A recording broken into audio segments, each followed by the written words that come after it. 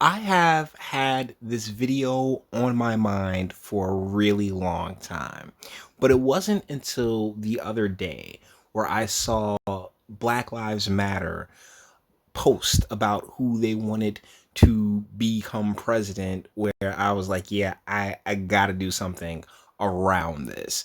Now, the only reason I still follow Black Lives Matter is so whenever they decide they want to say something, I can just scream, you have no credibility, sit down. Okay. I am no fan. I think that these people have absolutely no interest in descendants or creating better environments for descendants or black people in general, and it's really more about the whole alphabetical click deal. Now, I've done videos on Black Lives Matter on this channel before. My favorite being the one where the California sect of Black Lives Matter, they got $100,000 grant from the state, and the woman in charge gave herself a $100,000 salary. Yeah, I'm not kidding you. It's so comical how terrible these organizations are managed. And so, in that spirit, who's on the screen right here is a gentleman by the name of Darren Seals, who was very involved with BLM and its foundation. And if you're wondering where Mr. Seals is now, he's dead. He was shot, and he was shot. I believe the police said he was shot first and then put in a car, and the car was torched. And so it's sad. It really is. But I wanted to do a video around his video around Black Lives Matter. And what I'm going to be doing is playing it not in its entirety, and I will be cutting in, just not very often, because I want you guys to really understand, because he was there. Like me, when it comes to Black Lives Matter, all I really am at the end of the day is a speculator. But he was involved, and he seemed like a real genuine brother who wanted to do good. And unfortunately, he was taken away from us. So without further ado, we're gonna let Mr. Seals speak for himself. Let's get it. Boy, live again. Live and in effect. What up?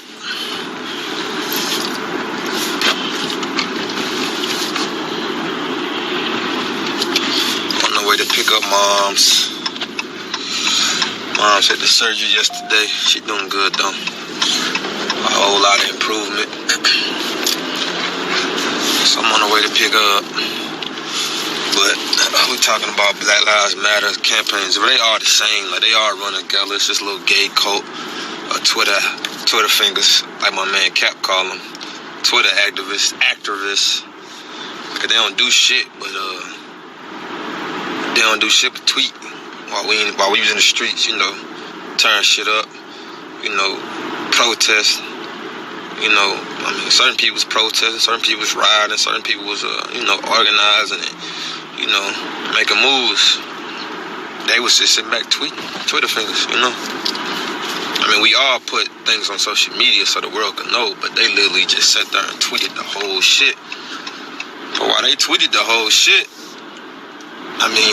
white folk, black people ain't on Twitter. Like, how many of y'all on Twitter? Don't nobody be on Twitter. That's white folk shit. So while they tweeting, they playing cat and mouse with the white folks. They racist. They hiding behind fake pages on Twitter, talking shit, going back and forth, retweet. It's like a big ass show. So you got a lot of people sending them money, turning them into stars. Oprah tweeting at her and all that. They calling her fucking the face of Ferguson. Don't nobody know who the fuck she is. She ain't the face of shit. Wasn't even out there. When she came out there, she just sat there and tweeted. Like, what you the face of Twitter? That's what I call them. But anyways, man, a lot of people don't understand Black Lives Matter as an organization. They think it's just a hashtag and people just saying, man, anytime white folks are part of it, they put it in the media, something behind it. Believe that. You got a Twitter, but you don't be on the motherfucker. I ain't ever seen you on Twitter. I got a Twitter too, but shit, who uses that shit for real? Like, we use it for promo and little shit like that, but we ain't really using no goddamn Twitter. Anyways, feel free to comment and give y'all opinions on this whole Black Lives Matter bullshit. But anyways, Black Lives Matter is a bunch of computer nerds. First of all, them being gay is I don't got nothing against them because they gay. I don't agree with the lifestyle of homosexuality, but I don't agree with a lot of shit people do. I'm not gonna dislike you because you do some shit I don't like. I'm pretty sure I do shit people don't like, I don't agree with, ain't healthy for me in their eyes. So we just disagree on lifestyles, but that ain't why. But they use that shit as a shield. When they doing all this bullshit, they try to come say, oh, he's just homophobic, he hated, man, my auntie been married to a woman since forever. Like, I don't agree with the lifestyle because I don't see the long-term benefit of it. You can't reproduce when you messing with a woman, mess with a woman, a man mess with a man. But that don't mean I hate you because I don't hate you for it. I ain't homophobic. Homophobia, I mean, you gotta be, a phobia is a fear. Anybody know me know I'm for a motherfucker thing. Especially nobody that's gay. What the fuck am I afraid of that for? So it ain't about that. But they'll use that to distract people, make them people think like, oh, don't take what he's saying serious because he just some homophobic thug nigga. He just, angry. Oh, that the whole. All right, so he did say I could comment whenever I wanted. Deal is that it's the exact same. Like they sit there, they throw a label on someone. It's no different than with Trump and racist and homophobic and xenophobic and all the other istophobe terminologies that they throw out there that ultimately turn around and mean nothing because they're just using it as a blanket statement to dissuade anybody from from challenging their either ideology or their viewpoint. Continue, sir. They was doing this shit, I was telling everybody. I bitch smacked D-Ray in front of everybody. Half the motherfuckers that's mad now took his side then. I'm like, how y'all taking this man's side? Why y'all taking this man's side? Yeah, D-Ray McKesson. The dude, I think he's from like Missouri or someplace like that. And then he went to Baltimore and tried to run for mayor or something along those lines. But that guy, I don't even know. Do you remember the name D-Ray McKesson? Because he's just been quiet since, apparently those in power had fulfilled their usefulness of him, and he's been eschewed aside. Unlike the Sean Kings of the world or the Tariq Nasheeds, I think D-Ray's got really going quiet. This is a pause. Hold on. If you weren't here before the media, I ain't take you serious. I don't give a fuck who you was. Tyler Quali, any of the other motherfuckers. I really ain't take none of them serious because at the end of the day, y'all came because of the media. End of story. The CNN ain't show up. None of them motherfuckers would have cared about Mike Brown. So I really wasn't tripping off the shit they was doing. But I just noticed, man, these cats is really building a whole fucking campaign off our shit and soliciting all these funds off our shit. And then black folks, we ignorant to a lot of this type of shit because we ain't into that. So when they started the hashtag Black Lives Matter, it was so catchy that everybody shared it, everybody started saying it, and it became so fucking big, so large, people actually thought, oh, this just a catchy hashtag, but people didn't know this was actually an organization. The founding members are 3 lesbian girls. D-Ray, the girls, Brittany Alexis, the dude Charles Wade, all the people that's involved in this whole, in the forefront of this whole Black Lives Matter campaign zero shit, they all gay. It's like a gay cult. So they using this shit, they're using their sexuality for protection. Cause the white folk, they gonna protect you when you gay. They fuck with you when you gay. So they soliciting all these funds, doing all this fraud shit. And they're using the fact they're gay as a shield. So you really can't say shit about them because when you do, they come for your neck. They stick together. You know what I mean? All of them eating off Mike Brown death though. Now they traveling. D-Ray, he go to Yale. They give him 40 bands to go to Yale and speak. They got him as the face of Ferguson. He ain't even from this motherfucker. Never even been in this motherfucker until Mike Brown died. Dude from Baltimore. And they ran him up out of there. Now he down here the face of Ferguson, the face of the movement. They calling him the next Malcolm X. That's a fucking insult. Malcolm X wouldn't even respect that man, let alone be anything like him. But anyways, so you got the Black Lives Matter shit. It's blowing up, and if you notice, as it's blowing up, you're not hearing about Mike Brown anymore. You're not hearing about Darren Wilson anymore. You're not hearing about the Ferguson Police Department anymore. We're not hearing about none of this corrupt shit by McCullough and Jay Nixon. You're not hearing about none of this shit no more. All you're hearing about is Black Lives Matter now. They took the energy away from Ferguson. But they did it so intelligently, a lot of people didn't understand what was going on when it was going on, so they was helping these motherfuckers. Not even knowing. They stealing our shit. They stealing our shine. A lot of cats went to jail for us to be the main topic in the media. A lot of cats risked their life. Spook got shot in the head. She could be dead right now. You know what I mean? A lot of shit happened for this shit to grow into what it became. There was an opportunity to really fight back and really make a change in Ferguson and Missouri as a whole. But as you see, nobody was indicted. Most of the people that was in office still in office, and nothing really happened. They just clearly got away with murder.